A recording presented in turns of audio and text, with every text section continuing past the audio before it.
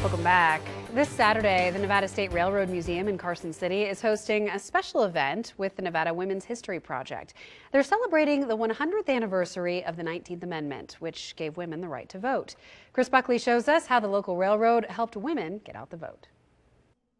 This is Coach 17, the V&T car that took women down to Carson City to celebrate Nevada ratifying the 19th Amendment, giving women the right to vote.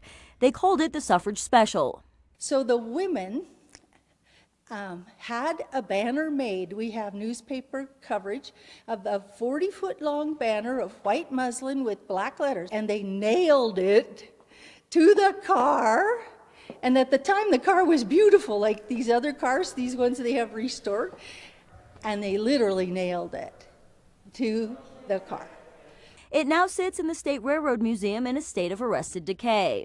When we first saw the newspaper article about the banner being nailed onto the car and the railroad being upset about it, I was immediately interested because the V&T only had 4 cars that were long enough for a 40-foot banner. This Saturday, steam locomotive number 25 will be pulling its sister car, Coach 4, around the museum grounds, open to the public for the very first time.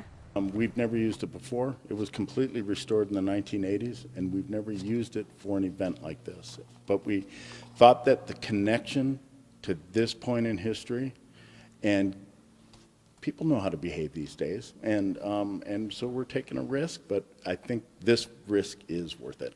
It will be an all-woman crew that day, a way to look back at the way things were a century ago. And that is really history. History in the making and recovering history.